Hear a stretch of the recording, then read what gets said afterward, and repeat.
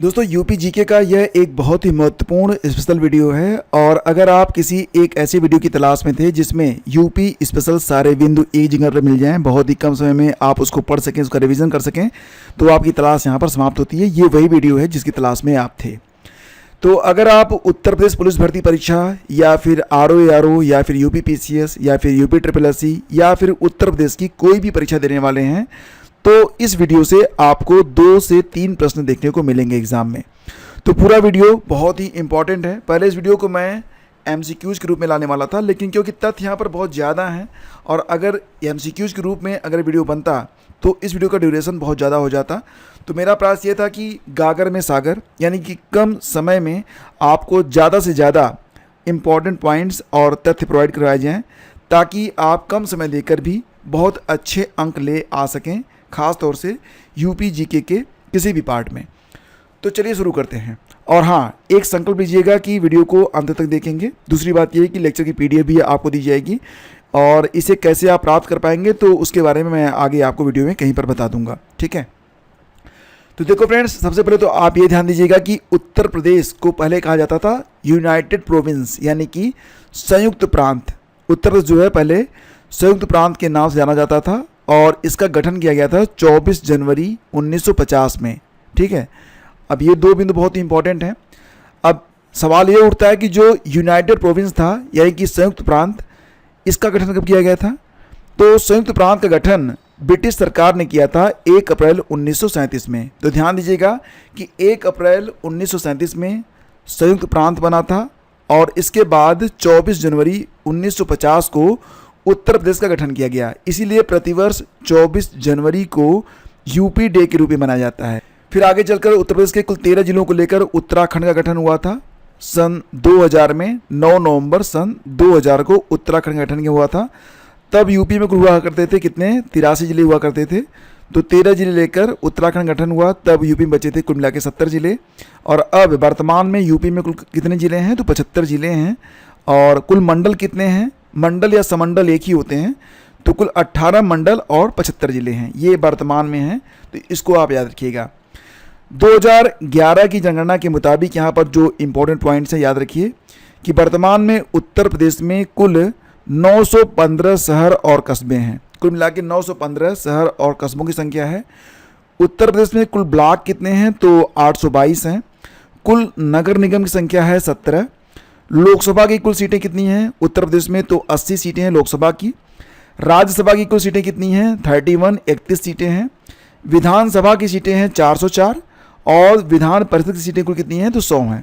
तो ध्यान दीजिएगा कि कुल सीटें कहाँ कहाँ पर कितनी कितनी हैं, ये सारे पॉइंट बस यहाँ पर एक बिंदु में आपका कवर हो गया। उत्तर प्रदेश का जो राजकीय पशु है यह बारहसिंगा है, ये तो आपको पता ही होगा और ये बहुत ही इंपॉर्टेंट है। राजकीय पशु है आपका बारहसिंगा। राजकीय पक्षी है सारस, जिसको क्रॉच भी कहते हैं। और राजकीय चिन्ह क्या है? मछली व तीर कमान। ऑफिशियल बोली यहाँ पर है हिंदी, उर्दू, अवधी, बुंदेली और भोजपुरी। तो दोस्तों ध्यान ये देना है कि उत्तर प्रदेश की जो राजकीय भाषा है वो हिंदी है। और इसी के साथ ये भी याद रखना है आपको कि उर्दू को भी राजकीय भाषा का दर्जा दिया गया था। कब? 1989 में, ठीक है, ये याद रखना है।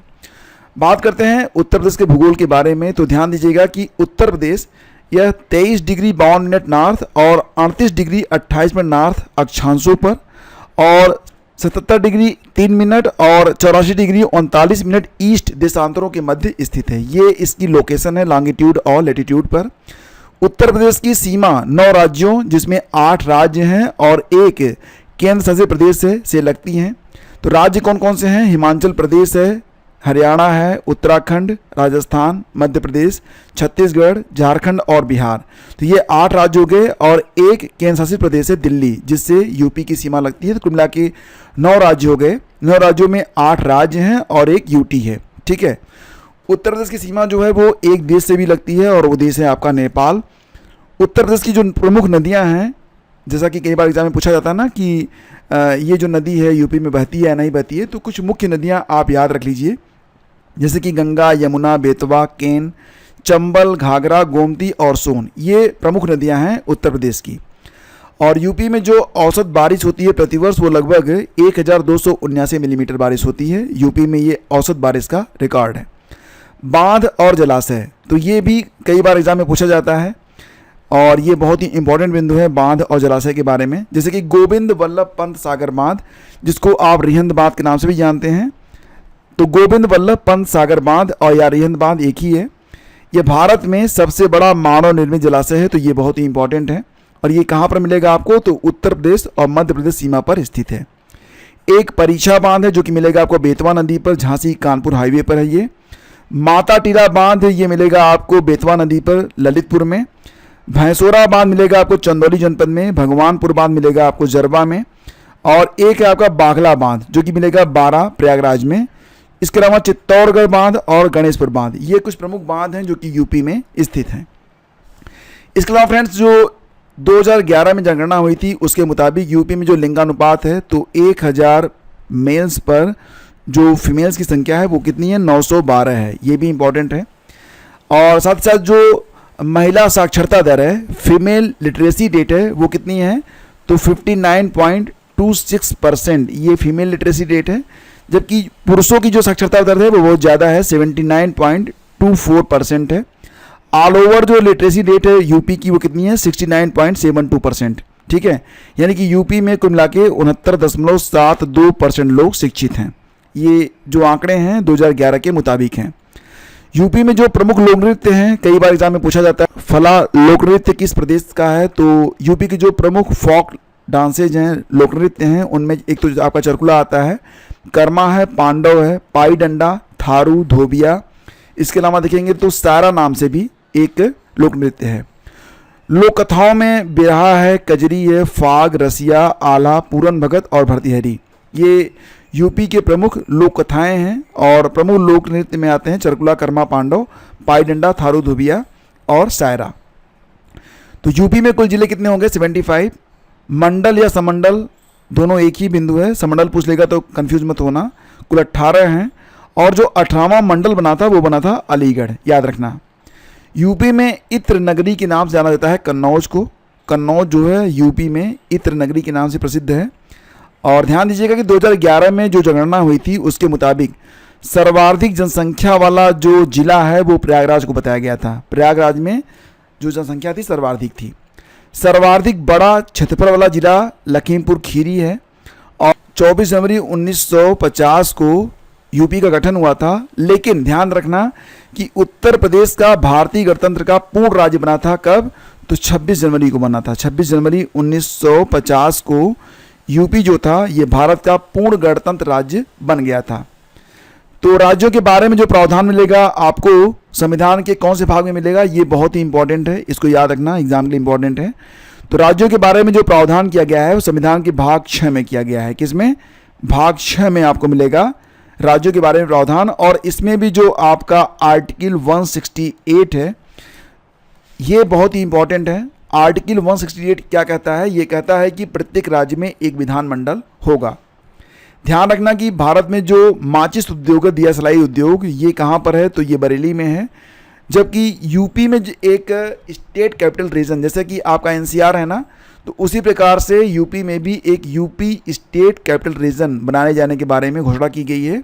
इसको कहेंगे UP SCR, UP state capital region. इसमें कुल मिला के कितने ज़िले शामिल होंगे, ये आपका लखनऊ हो गया, हरदोई, सीतापुर, उन्नाव, रायबरेली और बाराबंकी। ठीक है, तो 1, 2, 3, 4, 5, 6 जिलों को लेकर बनेगा आपका एससीआर, जिसका कुल क्षेत्रफल कितना होगा, 27,826 स्क्वायर किलोमीटर होगा। ये जो पूरा एससीआर बनेगा इसका क्षेत्रफल रहेगा 27,826 स्क्वायर मीटर। किस राज्य का कौन सा जिला उत्तर प्रदेश की सीमा को स्पर्श करता है, मुख्य 2 राज्य हैं, जैसे कि हिमाचल प्रदेश को यूपी का सहारनपुर ये स्पर्श करता है, जबकि राजस्थान को आगरा और मथुरा दोनों ही स्पर्श करते हैं। ठीक है, विंध्याचल पर्वत से क्या क्या प्राप्त होता है, तो देखो विंध्याचल पर्वत से जो वहाँ पर पत्थर प्राप्त होते हैं उनमें डोलोमाइट, चूना पत्थर और बलुआ पत्थर मुख्य हैं। उत्तर प्रदेश का सर्वाधिक गेहूं उत्पादन क्षेत्र है गंगा घाघरा का दोआब, ये बहुत ही इंपॉर्टेंट है। ठीक है, सर्वाधिक गेहूं उत्पादन क्षेत्र जो है आपका यूपी का वो गंगा घाघरा दोआब है। और यूपी में सीमेंट कारखाना कहाँ पर स्थित है, तो फ्रेंड्स ये आपको मिलेगा बरेली और रामपुर में। यूपी में जो बांसुरी उद्योग है ये मिलेगा आपको पीलीभीत में, जबकि ध्यान रखना कि जो इंजीनियरिंग के सामान है ये बनते हैं कहाँ पर, गाजियाबाद में। गाजियाबाद को छोटी दिल्ली भी कहा गया है, तो एग्ज़ाम में आ सकता है कि छोटी दिल्ली के नाम से किसी जाना जाता है। अगर गुरुग्राम आ गया, गाजियाबाद आ गया, नोएडा आ गया, तो ध्यान देना कि इसमें गाजियाबाद आपका उत्तर रहेगा। उत्तर प्रदेश को कृषि द्वारा कितने प्रतिशत आय प्राप्त होती है? यूपी में जो खेती होती है, कृषि होता है, तो यूपी की कुल आय का 68% ये केवल कृषि पर आधारित है। तो ध्यान रखना कि उत्तर प्रदेश को कृषि द्वारा कुल 68% आय होती है। तो फ्रेंड्स, अगला पॉइंट बहुत ही इंपॉर्टेंट है। उत्तर प्रदेश के कुल क्षेत्रफल के कितने प्रतिशत पर रिकॉर्डेड वन है? तो ये आंकड़ा 6.15% का है। कहीं कहीं पर ये 6.88 भी आपको मिलेगा, तो दोनों ही आपके सही हैं। जो भी आपको मिले वहाँ पर, अगर दोनों मिलता है तब थोड़ा सा कन्फ्यूजन होगा, तब आप 6.88 पर लगा देना। लेकिन दोनों में से कोई भी अगर एक रहे तो किसी एक पर भी लगा सकते हैं। साबुन बनाने का जो प्रमुख केंद्र है ये कानपुर में स्थित है।